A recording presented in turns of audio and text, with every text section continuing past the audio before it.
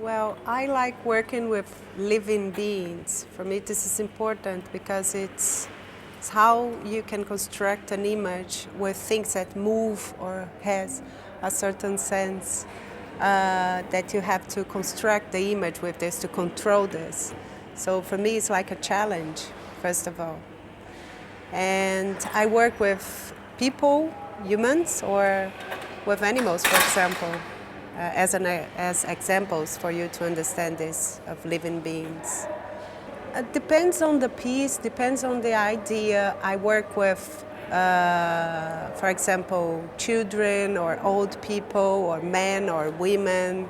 You know, depends on the idea. So here in this piece that I'm doing for 14 rooms, I am working with people that has a special history on their bodies. I mean, on their lives. I mean, I'm not talking about this, I'm not talking about each history, but I understand that they have different ways that the transformation of the bodies.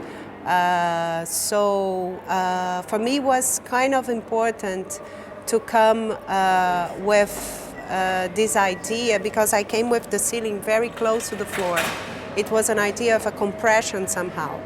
And so for me, when the image came, that I created this image, I only could see this kind of people that are, you know, with special history on their bodies, that they call disabled people, that I don't think it's a nice word because it's able, not be able. So it's, but the work doesn't talk about this, it's straight about this, because it's just, you know, a kind of poetic way to see things.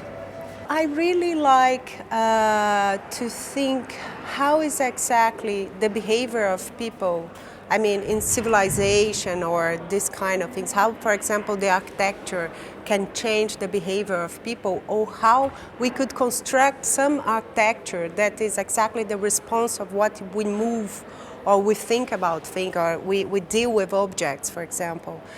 And if you think about the behavior of people going to exhibitions in the history of art, there is a kind of contemplative, you know, way that you look at things, that you are always in the same position, or you move yourself in the same position sometimes, the same way you behave. And I like the idea that you can come to an exhibition as a viewer, as a spectator, and you can make things different. You know, you move yourself, and then when you move yourself in a different way, you can think about this as well.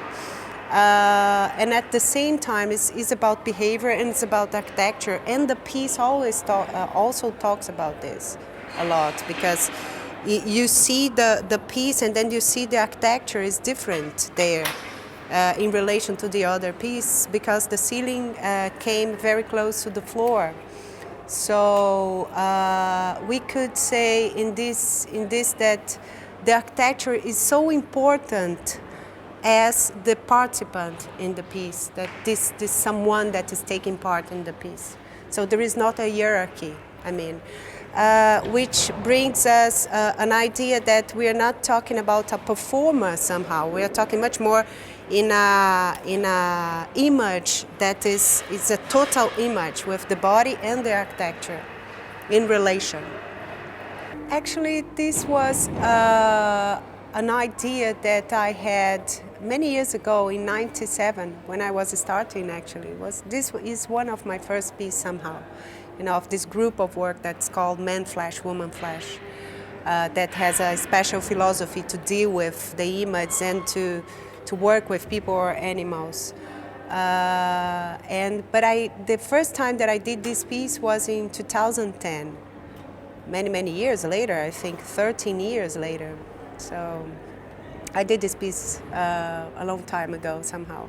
Things are never the same, you know. Every time that you do a piece, you see it, depending on the place, depending on the time, depending on the participant. You know, you can gain, you can win lots of things. You know, there are new or things that can transform the piece. And somehow, the most of the piece that I do, every time that I go to a place, I change it a little bit.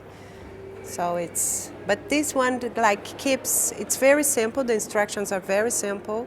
So it keeps it almost the same piece, of course with different participants. You can come to the exhibition, and depending on the participant in it, you can have different atmosphere, or let's say a different landscape.